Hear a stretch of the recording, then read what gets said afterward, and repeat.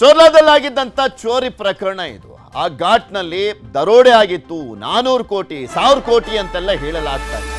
ಆ ಕೇಸ್ಗೆ ಟ್ವಿಸ್ಟ್ ಸಿಕ್ಕಿದೆ. ಅವತ್ತೇ ಅನುಮಾನಗಳಿತ್ತು ಆತ ದೂರನ್ನ ಕೊಟ್ಟಂತ ಸಂದರ್ಭದಲ್ಲಿ.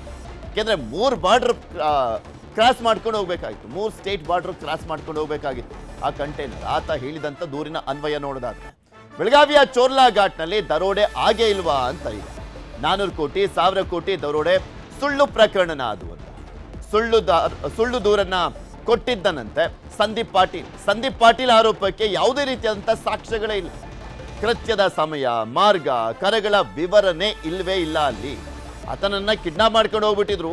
ಅದಾದ್ಮೇಲೆ ತಪ್ಪಿಸ್ಕೊಂಡು ಬಂದು ದೂರನ್ನ ಕೊಟ್ಟಿದ್ದೆ ಅಂತೆಲ್ಲ ಹೇಳಿದ. ಚೋರ್ಲಾ ಘಾಟ್ನಲ್ಲಿ ದರೋಡೆಯೇ ಆಗಿಲ್ವಂತೆ.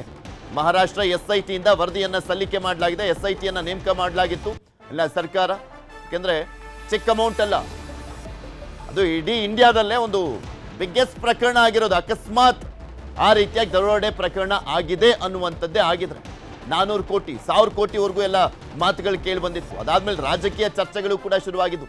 ಆ ಪಕ್ಷದಂತೆ ಈ ಪಕ್ಷದಂತೆ, ಆ ನಾಯಕನದಂತೆ ಈ ನಾಯಕನದಂತೆ ಅಂತ ಮಾತನಾಡಿದ್ದು. ದೂರದಾರನ ವಿರುದ್ಧ ಕ್ರಮಕ್ಕೆ ಮುಂದಾಗಿರುವಂಥದ್ದು ಖಾಕಿ ಪಡೆ. ಪೊಲೀಸರ ದಾರಿ ತಪ್ಪಿಸುವ ಪ್ರಯತ್ನ ಅಂತ ದೂರು ದಾಖಲು ಮಾಡ್ಕೊಳ್ತಾರೆ.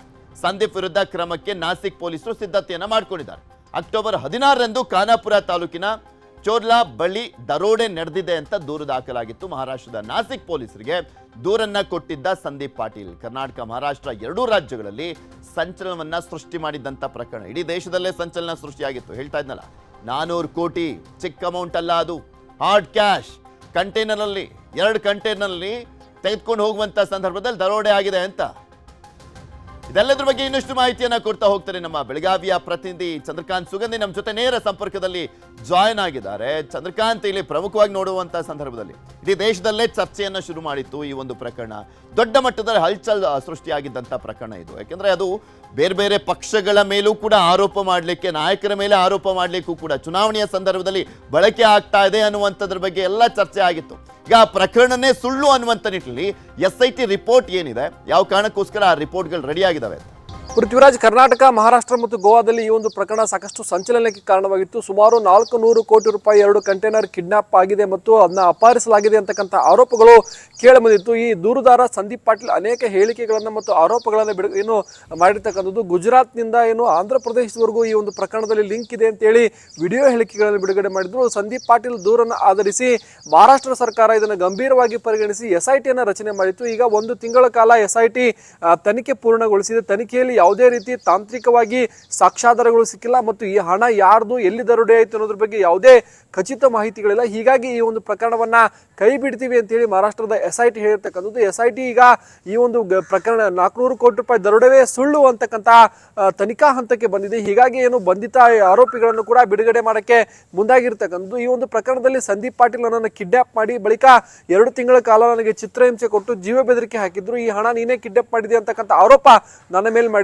ಆದ್ರೆ ಈ ಒಂದು ಕಿಶೋರ್ ಸಾವಳೆ ಅವರಿಗೆ ಸೇರಿದಂತ ಹಣ ಇದು. ಇದನ್ನ ವಿರಾಟ್ ಮತ್ತು ಗಾಂಧಿ ಅಂತಕ್ಕಂಥ ಇಬ್ರು ಏನು ಅವರ ಪಾರ್ಟ್ನರ್ಸೇ ಮಾಡಿ ನನ್ನ ಮೇಲೆ ಹಾಕುವಂತ ಪ್ರಯತ್ನ ಮಾಡಿದ್ರು ಅಂತಕ್ಕಂಥ ಆರೋಪಗಳನ್ನು ಮಾಡಿದ್ರು. ಆ ಎಲ್ಲ ಆರೋಪಗಳು ಸುಳ್ಳು ಅಂತೇಳಿ ಸದ್ಯ SIT ಹೇಳ್ತಾ ಇದೆ. ಈ ಒಂದು ಗುಜರಾತ್ ಮೂಲದಿಂದ ಈ ಹಣ ಏನಿದೆ ಆಂಧ್ರ ಪ್ರದೇಶದ ಬಾಲಾಜಿ ಟ್ರಸ್ಟ್ಗೆ ಹೋಗ್ತಾ ಇತ್ತು ಅಂತಕ್ಕಂಥ ಆರೋಪವನ್ನು ಕೂಡ ಸಂದೀಪ್ ಪಾಟೀಲ್ ಮಾಡಿದೆ. ಈ ಎಲ್ಲ ಆರೋಪಗಳು ಸುಳ್ಳು ಅಂತ ಈಗ ಏನು ಮಹಾರಾಷ್ಟ್ರದ SIT ಹೇಳ್ತಾ ಇದೆ. ಆದ್ರೆ ಈ ಒಂದು ಪ್ರಕರಣವನ್ನು ಇಲ್ಲಿಗೆ ಕೈ ಬಿಡ್ತಾ ಅಥವಾ ದೂರುದಾರನ ಮೇಲೆ ಏನಾದರೂ ಕ್ರಮ ಆಗುತ್ತಾ ಅಂತಕ್ಕಂಥದ್ದು ಈಗ ಕುತೂಹಲ ಕಾರಣವಾಗಿರ್ತಕ್ಕಂಥದ್ದು. ಯಾಕಂದ್ರೆ ಈ 400 ಕೋಟಿ ರೂಪಾಯಿ ದರೋಡೆ ಏನಿದೆ ಇದು ಕಟ್ಟುಕತೆ. ಆದ್ರೆ ಈ ಕಟ್ಟುಕತೆಗೆ ನಿರ್ದೇಶಕರು ಯಾರು ಮತ್ತೆ ಈ ಒಂದು ಇದರಲ್ಲಿ ಕೇಳಿಬಂದಂತ ಹೆಸರುಗಳು ಯಾರು ಅಂತಕ್ಕಂಥದ್ರ ಬಗ್ಗೆ ಸಾಕಷ್ಟು ಚರ್ಚೆಗಳು ನಡೀತವೆ. ಈ ನಡುವೆ ನಿನ್ನೆ ಸಂದೀಪ್ ಪಾಟೀಲ್ ಬೆಳಗಾವಿ SP K ರಾಮರಾಜನ್ ಅವರಿಗೆ ಒಂದು ಪತ್ರವನ್ನ ಬರೆದಿದ್ರು. ಪತ್ರದ ಮೂಲಕ ಏನು ಅಂತಂದ್ರೆ ಮಹಾರಾಷ್ಟ್ರದ SIT ಮೇಲೆ ನನಗೆ ನಂಬಿಕೆ ಇಲ್ಲ, ಕರ್ನಾಟಕ ಪೊಲೀಸರು ಈ ಬಗ್ಗೆ ತನಿಖೆ ಮಾಡಬೇಕು ಅಂತ ಹೇಳಿ ಒಂದು ಪತ್ರವನ್ನು ಕೂಡ ಬರೆದಿರ್ತಕ್ಕಂಥದ್ದು. ಏನು ಈ 400 ಕೋಟಿ ರೂಪಾಯಿ ಪ್ರಕರಣ ಸಾಕಷ್ಟು ರಾಜಕೀಯವಾಗಿ ಕೆಸರಾಟಕ್ಕೂ ಕೂಡ